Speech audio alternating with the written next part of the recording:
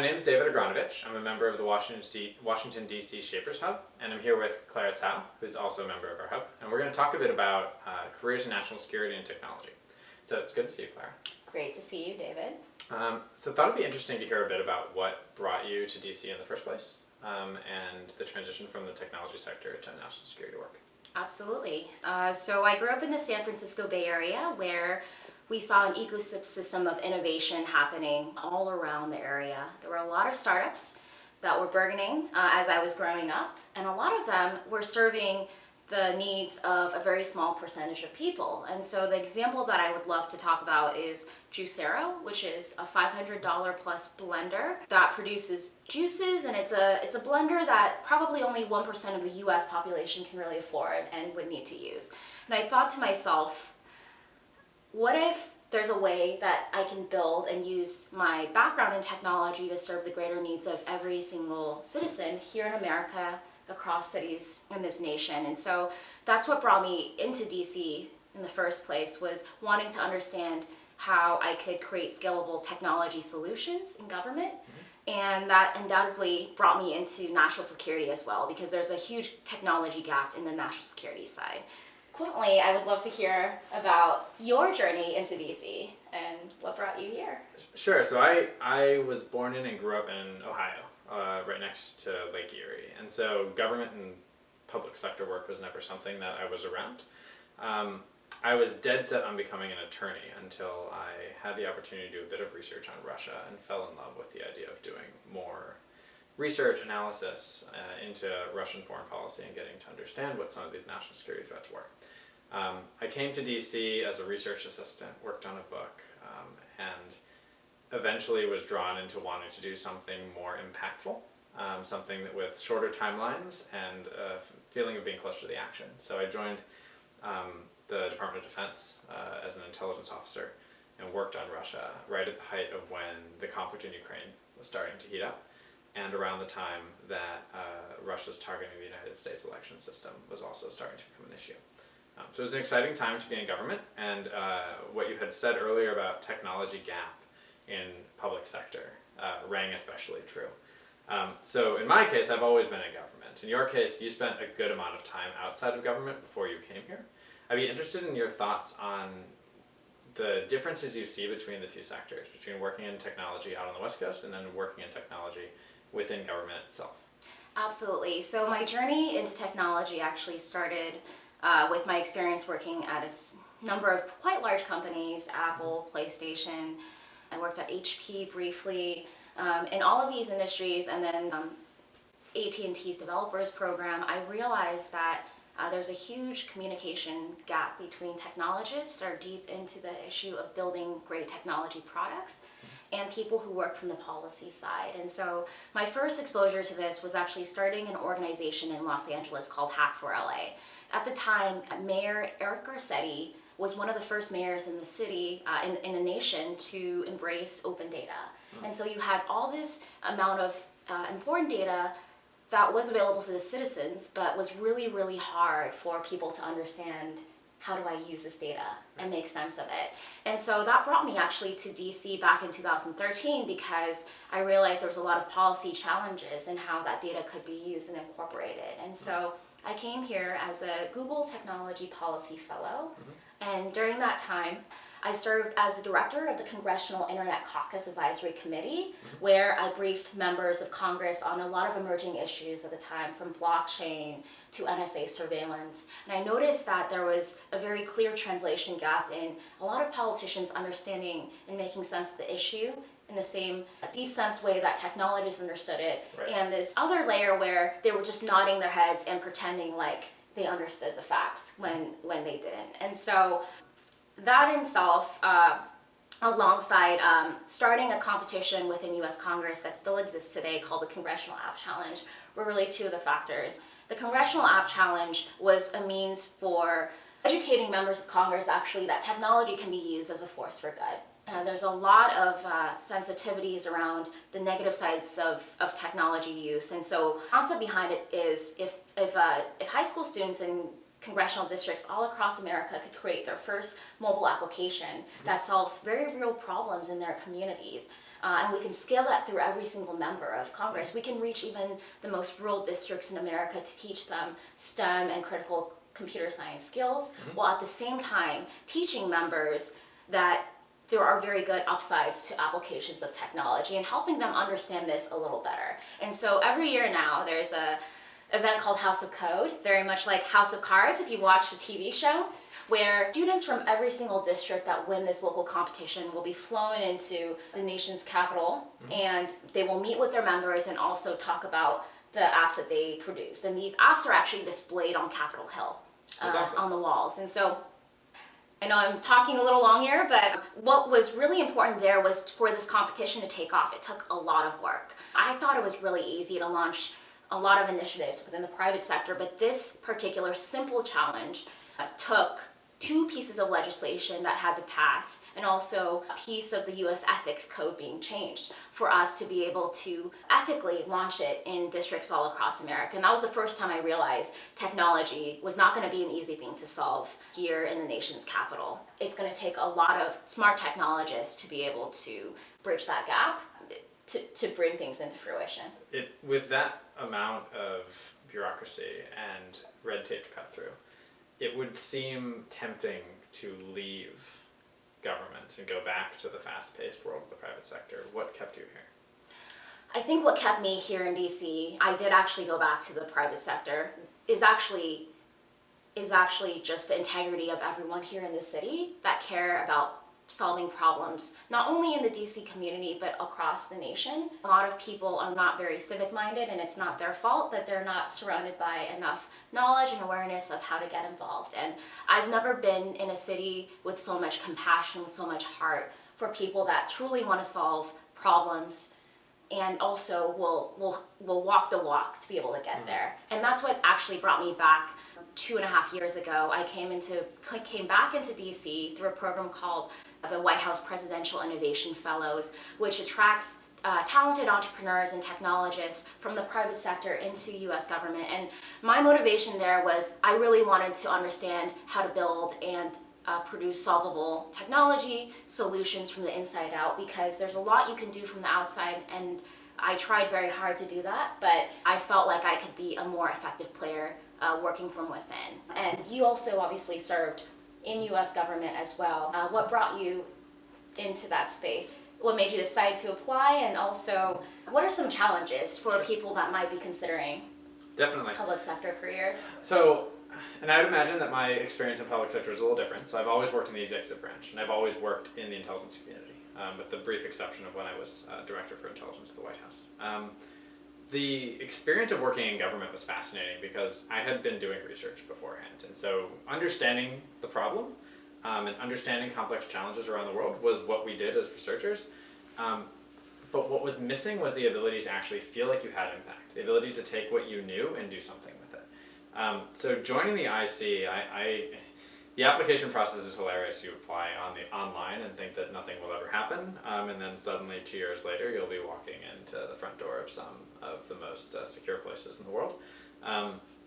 But the opportunity to peek behind the curtain and actually see what it was that we know and then do something about it was incredibly rewarding. I spent about 6 years in various parts of the intelligence community, culminating in a year and a half at the National Security Council as Director of Intelligence. And what was especially rewarding about that experience, about the ability to serve in the White House, is the ability to not just understand the problem and to take actions on the ground to do something about it, but to build the policy constructs around it to actually affect change systemically. So when we had problems, and so I covered a range of issues from Russia to election security to emerging technology issues. And on Russia and election security, it was tremendously difficult problems that were tremendously frustrating, and in a very difficult political time. And yet we were still able to take meaningful action against Russian intelligence officers doing bad things here and in the UK. We were able to work with the private sector to set up the structures that we needed to secure the midterm elections and elections going forward. And where I think what we're talking about converges most is on issues where there is a massive lift on the side of the private sector and technology companies to build capabilities and to secure platforms in spaces that the government can't necessarily do that work. Areas where we really need to have that type of collaboration. And that's where having people like you in government help people like me in government who don't have that technological background to be able to create solutions and build towards solving problems. No, I absolutely agree with you. And so I'm sure you're aware of some parts of this journey, but I accidentally actually fell in the national security space, and I have since then never turned back. Around 2 years ago, I was recruited to join this interagency team with folks full-time on detail from the from Department of Justice, FBI, the National Counterterrorism Center, and Department of Homeland Security. And so we had an office administratively located at Department of Homeland Security, but it was focused on countering violent extremism. And so we were dealing with problems of how do we curb homegrown extremism in the United States, but one of the most emerging problems at the time was how do we deal with terrorist content online? And you had a lot of practitioners that had a lot of experience working with community partners on the ground and local law enforcement, but very few that truly understood how information gets spread at scale in the online space. And so that was really where I first dipped into the space, and I'm sure, very similar to you, we have overlapped in a number of issues like countering foreign influence. I'm actually focused on emerging technology issues right now as well, but there is a huge gap, like you said, in how do we communicate and give this information in a way that's actually actionable and useful for the other party. Right. So one of my challenges is how do you take information that might be useful from whether that's intelligence community or existing pockets that is produced but not necessarily put in the form where companies can actually absorb and do it in a more useful way. And so I've created trainings, I've done a number of conferences with cabinet level secretaries in attendance to really make sure that there's a clear translation with the right stakeholders at the table. And sometimes the most knowledgeable people that know these issues are not the ones in high level discussions, as you're aware, involving major policy decisions. It seems absurd that you would pull together the experts, but the timeline for a lot of these issues are so quick that it might be just very sporadic. So I would love to hear a little bit more about, you're now new time moving away from government and now sitting in the private sector. What are some interesting tidbits that you've noticed in your time? Sure. So I think that you kind of already hit the nail on the head with government, right? The fact that decision making happens at very high levels, oftentimes without experts in the room. And what has been rewarding for me in seeing how the transition between government and the private sector is that oftentimes there is less of an emphasis on that type of a hierarchy, on only ensuring that the decision makers are the people who get to actually sit at or around the table, but a focus on having the people with the technical skills, but also the deep subject matter expertise in the room to help make decisions. That I think there are models that the government can port over from the private sector that can be incredibly effective in helping us make decisions better. When I was at the National Security Council, we were a structure that had originated under President Kennedy and had changed slightly in that intervening period of time, mostly just gotten bigger. But the actual structure by which we made decisions was about the same. So what has been incredibly rewarding for me is seeing how innovation can happen at the speed of some of these private sector organizations, and trying to think about how we can take that and bring it back into government. Part of that is bringing people who actually have that experience back into government. Part of that, on the other hand, though, is when talented technical people choose to then dedicate themselves to careers in public service. One of the biggest challenges I confronted when I was at the NSC, outside of Russia, outside of elections, was in the fact that we simply did not have the people that we needed to have in many of these technical roles, especially in the intelligence community, to build tools, to help us build better processes, to understand complex systems, networks, technologies, to help keep American decisive advantage ahead of other countries. And so the more that people are willing to engage in that type of public service, the better cross-pollination we have between the sectors, and the better we're going to be on the world stage. But to answer the question of what was the biggest difference for me, it was honestly the biggest challenge is translating a government system in which everything is about the mission all the time, but decisions are made very slowly and often with antiquated processes, to a private sector environment, right? It's not necessarily any specific company, in which there's a wide breadth of missions, all of which are in harmony with each other, and at the same time, decision making happens far faster, and so the zone for making errors is much smaller. No, I absolutely agree. And I did want to add one more flavor to what you just mentioned, is really the importance of understanding procurement, which is something that I learned a lot in the private sector. In order for most national security agencies to be effective, you need the most cutting edge tools. But unfortunately, there isn't enough startups that really are trying to enter the national security space, primarily because it is so expensive, it's so long to go to market. In fact, I had a conversation with Sam Altman, who runs a accelerator called Y Combinator that incubates emerging startups. And he said to me, by the time companies that are in national security decide to secure a contract with government, they might be already bankrupt by the time it goes to market. And so I think one of the biggest challenges and one of the biggest benefits of going into government, but also leaving government and working in the private sector, is being able to understand the processes in place from both sides to be able to effectively procure incredible technology, like you said, to fill the gaps from a technology standpoint where often there's a lack of talent or lack of right software to be able to effectively deal with the situation. Definitely. Yeah, and I think we have the same problem on the government side. The imperative of bringing people in who understand the technologies are then able to help scope the priorities for government procurement. So there's a lack of understanding on both sides and a need for understanding on both sides. That's critical. So thank you for taking the time to talk. This was really informative, and now that I'm transitioning out of government, I'm looking forward to experiencing all the fun things you've been talking about. No, absolutely. And I think we should leave our audience with a little call to action. Sure. What are some things that you would advise for people that want to pursue national security, whether that's careers in the private sector or careers within companies like Facebook?